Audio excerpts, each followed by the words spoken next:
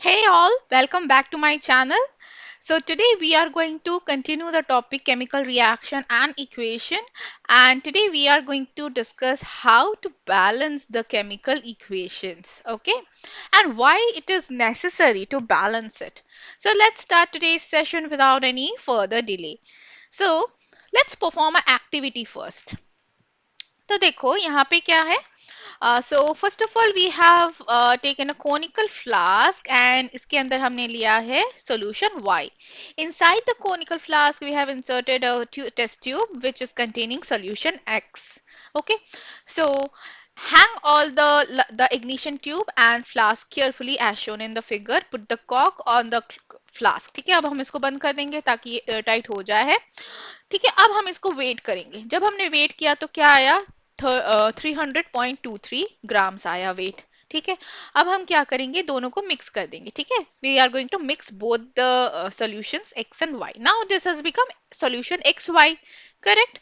Now you have to record the weight of this product again. So what do you think, क्या आना चाहिए weight? It should be same, it should increase or it should decrease? So let's see, the weight found to be same in the product side as well. ठीक है, तो observation में हमने देखा कि प्रोडक्ट में भी हमारा सेम वेट आया है, एग्जैक्ट सेम वेट. ओके, तो इससे क्या प्रूफ होता है?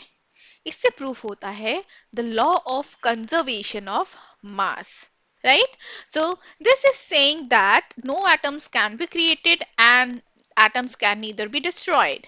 Right, so uh, we already saw that in a chemical reactions only the rearrangement of atoms are taking place. तो उसके हिसाब से जो एटम के जो मास होंगे वो क्या होंगे, सेम ही रहेंगे, क्योंकि हर एक एलिमेंट्स का अपना मास होता है. तो वो तो सेम ही रहेगा ना, क्योंकि कोई चीज ना बाहर गई ना ऐड हुई, जो जैसी पहली थी वैसी ही है, सिर्फ रीअरेंजमेंट हो गया है. तो that is called as the law of conservation of mass. ठीक है, so total mass of the product formed in a chemical reaction is equals to the total mass of the reactants participating in a chemical reaction. ठीक है, तो reactants और products दोनों का मास क्या होता है, सेम होता है. क्लियर. अब यहां से आता है कि बैलेंसिंग क्यों जरूरी है, क्योंकि हमें ये चीज जो है ये सेम शो करना है. किसी रिएक्शन में हमें इसको सेम करना है, it's very compulsory. That's why we balance the chemical reaction.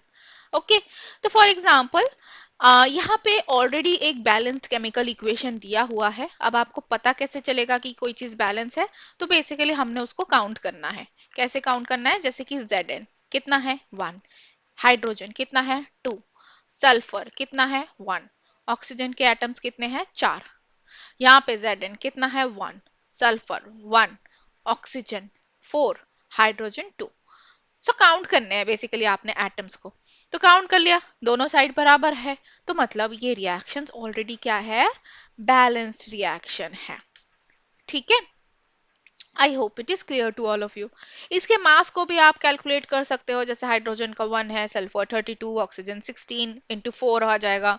ठीक है, हाइड्रोजन 1 इंटू 2, तो इसका आप टोटल जैसे H2SO4 का मोलर मास जो होगा, मॉलिक्यूलर मास, वो आप काउंट कर सकते हो. ठीक है, so now you can see here is one another reaction which is unbalanced. कैसे पता चला? यहाँ पे Fe है 1, रिएक्टेंट की साइड में Fe है 1, प्रोडक्ट की साइड में iron is 3, hydrogen here is 2, यहाँ पे हाइड्रोजन 2 है, ऑक्सीजन हियर इज 1, यहाँ पे ऑक्सीजन कितने हो गए 4 हो गए. तो दिस इज अनबैलेंस्ड. इसको आप बैलेंस कैसे करेंगे? तो बराबर करना है, बेसिकली सेम कर दो. सो यहाँ पे हम इसको 3 से मल्टीप्लाई कर देते हैं. यहाँ पे अगर हम 3 लिख दे तो आयरन बैलेंस्ड हो गया. करेक्ट. अब यहाँ पे ऑक्सीजन को हम 4 से मल्टीप्लाई कर देते हैं, कर सकते हैं ना. तो यहाँ पे अगर ऑक्सीजन को रिएक्टेंट में 4 से मल्टीप्लाई करेंगे तो इधर हमको 4 लिखना पड़ेगा. तो ऑक्सीजन हो गया बैलेंस. बट जब हमने रिएक्टेंट में 4 लिख दिया तो हाइड्रोजन कितना हो गया, 8 हो गया. तो अब इधर भी 8 बनाना पड़ेगा, तो इसको हम 4 से मल्टीप्लाई करेंगे. तो यहाँ पे हमको 4 लिखना पड़ेगा, मतलब ये बन जाएगा 3Fe plus 4H2O gives Fe3O4 plus 4H2. ठीक है, ये हो गया हमारा एक balanced chemical equation. See over here. ठीक है, तो आप इसको डायरेक्टली भी कर सकते हो, अगर डायरेक्टली अगर कर सको तो यहाँ पे डायरेक्टली जैसे हो जाएगा, अदरवाइज इनडायरेक्टली आप टैबुलर फॉर्म में बना के कर सकते हो इजीली। ठीक है, तो एक और एग्जांपल हम देख लेते हैं। जो रिएक्शंस थोड़े छोटे होते हैं ना वो तो डायरेक्टली हो जाते हैं, बट थोड़े लंबे रिएक्शंस जो होते हैं ना उसमें आपको हो सकता है कि टैबुलर फॉर्म बनाने की जरूरत पड़े। जैसे कि C6H12O6 plus oxygen gives us CO2 plus H2O. This is the reaction of respiration, if you remember. ठीक है, तो रेस्पिरेशन का रिएक्शन है ये। तो this is the glucose, oxygen, carbon dioxide and water. तो अब इसको क्या करेंगे, काफी बड़ा है तो इसको भी हम टेबुलर फॉर्म में कर लेते हैं।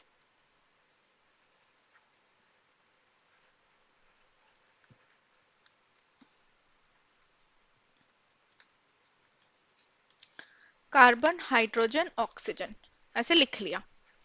ठीक है, अब कार्बन कितना है, कार्बन है यहाँ पे 6, 6, और इधर कितना है 1। हाइड्रोजन कितना है 12, और इधर हाइड्रोजन कितना है 2। इधर ऑक्सीजन कितना है 8, 6 प्लस 2 इज 8। इधर ऑक्सीजन कितना है 3 है। तो अब इसको आपने बैलेंस करना है। You can pause this video and try it by yourself. तो चलो मैं आप बताती हूँ इसको कैसे बैलेंस करेंगे। तो सबसे पहले हम देख लेते हैं हाइड्रोजन, इधर 12 है तो सबसे पहले जो मैक्सिमम है उसको भी हम कर सकते हैं। इसको हम पहले 6 कर देंगे, 2 इंटू 6 12 हो गया। तो यहाँ पे हम कहाँ पे इधर 6 लिखेंगे, इधर प्रोडक्ट साइड में 6। अब इधर इसको 6 लिखा तो 6 ऑक्सीजन हो गया, 6 ऑक्सीजन प्लस ये 8। तो इधर ऑक्सीजन कितना हो गया 8 हो गया। करेक्ट, तो हम देख सकते हैं हाइड्रोजन भी बैलेंस हो गया, ऑक्सीजन भी इधर बैलेंस लग रहा है। फिर आते हैं कार्बन। कार्बन को हम यहाँ पे इंटू 6 कर दे, तो यहाँ पे हमने 6 लिख दिया। ठीक है, तो कार्बन बैलेंस हो गया। बट जैसे ही हमने इधर 6 लिखा तो ये ऑक्सीजन था, ऑक्सीजन इंक्रीज हो गया, राइट, बिकॉज यहाँ पे क्या बन गया 12 ऑक्सीजन प्लस 6 18 ऑक्सीजन इधर बन गया। तो हमको 8 को काट के 18 लिखना पड़ेगा। ऑक्सीजन अब इम्बैलेंस हो गया, तो हम ऑक्सीजन को फिर से बैलेंस करेंगे रिएक्टेंट के साइड में।